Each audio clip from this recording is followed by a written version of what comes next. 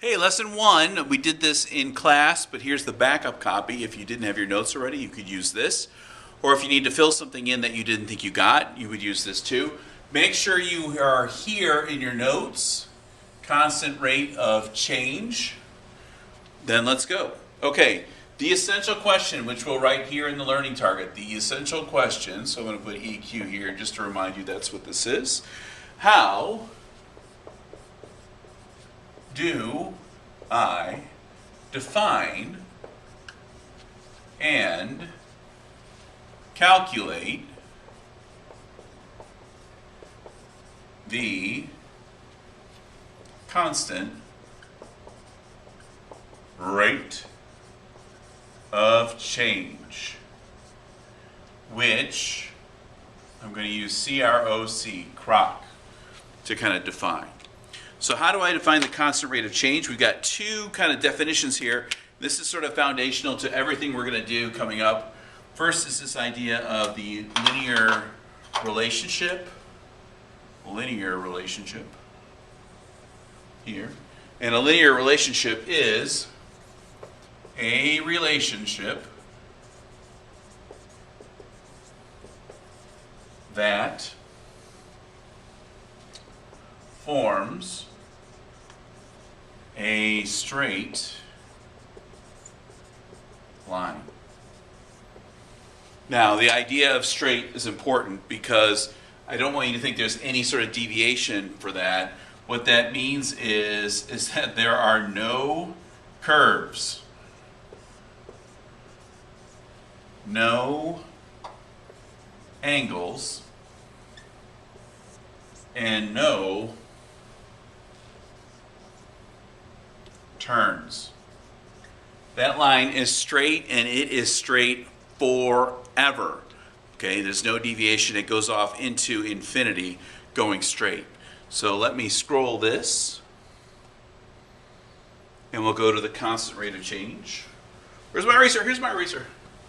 All right, so now we're on constant rate of change. Our constant rate of change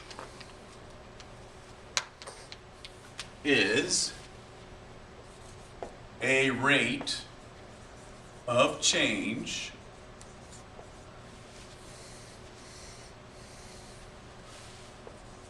between any 2 points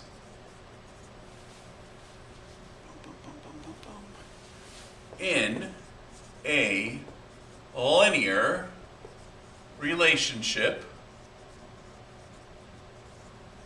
that is the same or constant. There's an S in there. Constant. So the same or constant. That's any 2 points.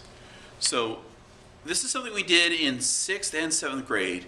This is a relationship that is always the same. So and that's why it forms the linear, that's the linear quality of this. It's, if we were to graph it, it gives us a straight line that goes on forever. So just an idea for what this looks like. Sometimes a example is helpful for me. So if I have songs here and minutes here. So if I'm downloading songs,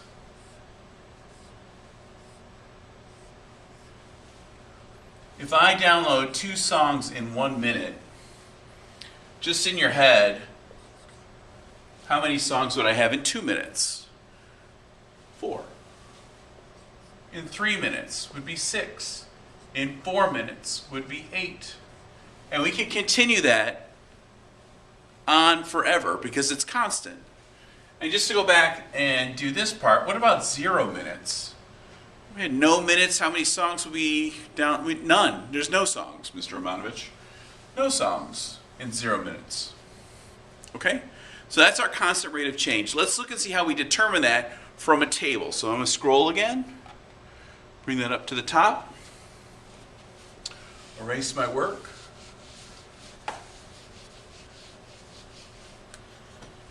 Okay, there's some steps to this. Let's get my steps down here. Over here, how do I determine the constant rate of change from a table? Number 1, I find the change of x Number 2, I find the change of y. And number 3, I write it as a ratio, which is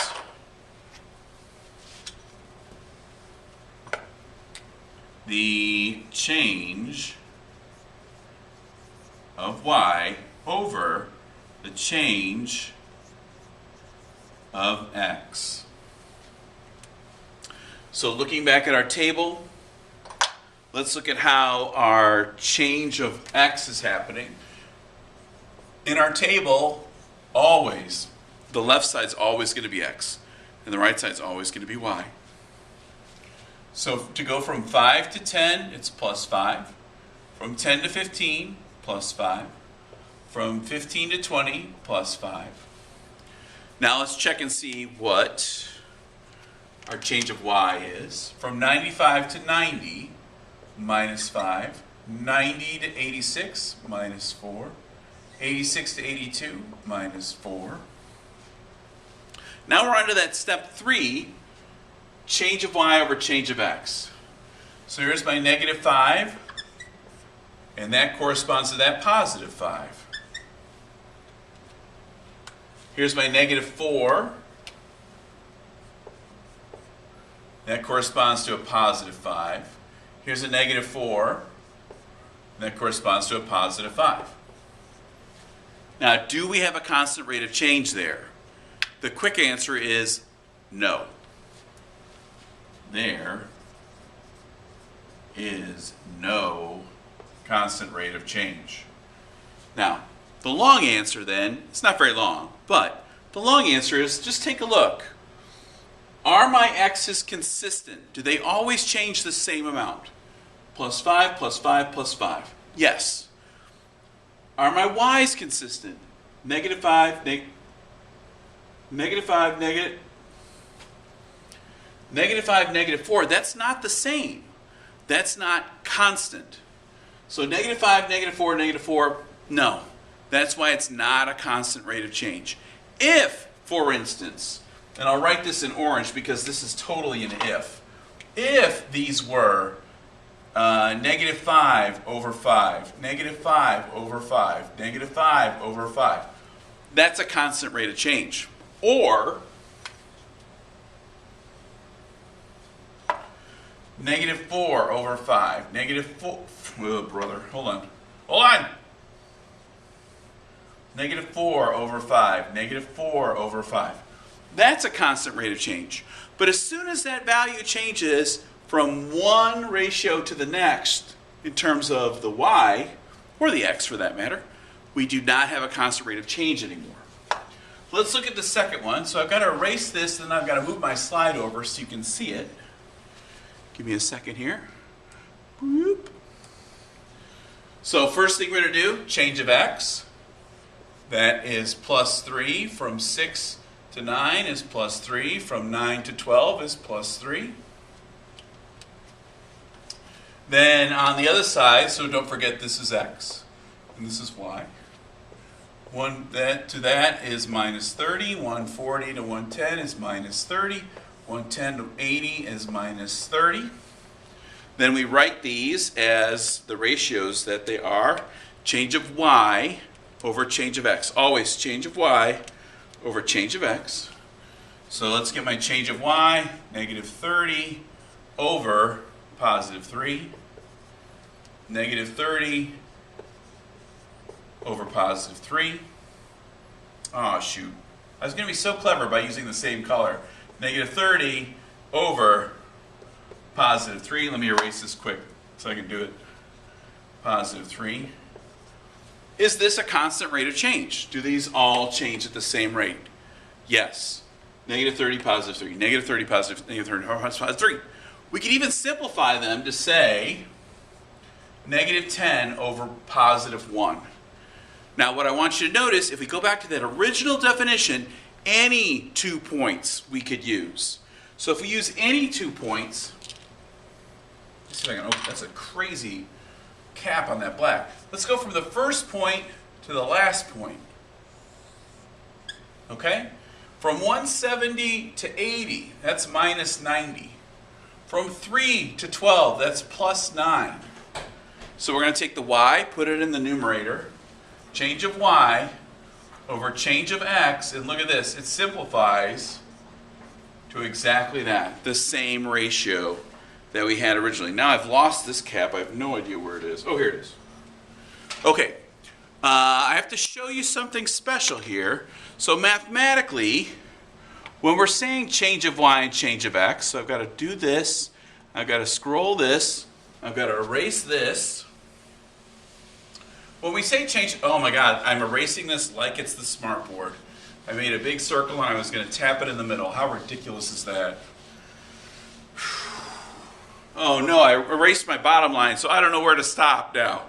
All right, down here, what we've been saying is change of y over change of x, and mathematically that's right, but what we don't want to do is we don't want to say change of, and I don't want to write CHANGEOF every single time. So mathematically what we do is we take that phrase change of, and this is decided upon by mathematicians, and we're going to give it a symbol and another name.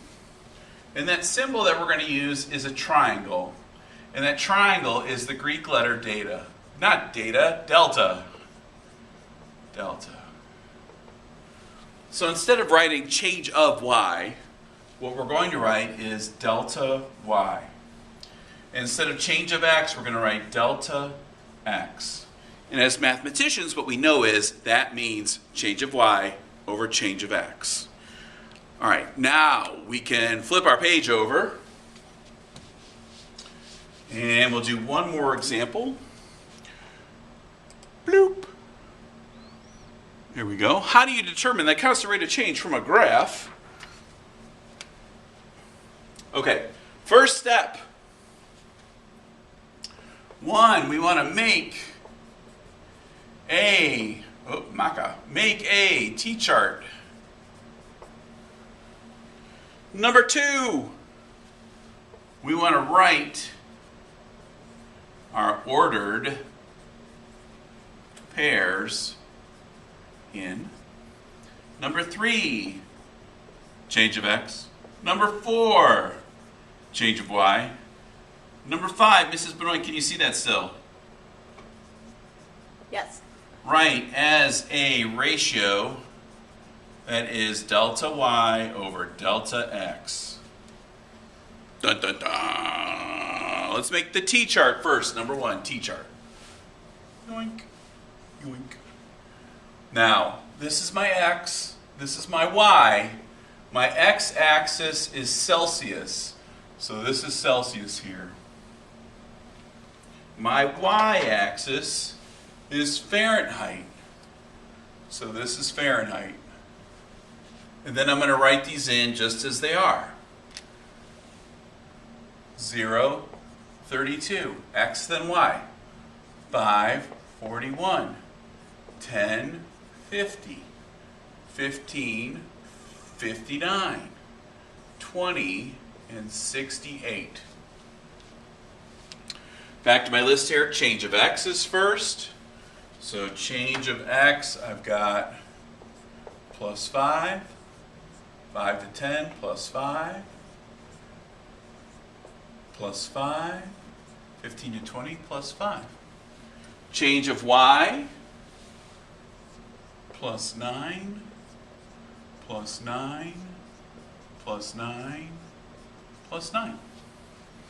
Then we write the ratios, and let's check the ratios. So I've got 9 over 5, 9 over 5, 9 over 5, 9 over 5.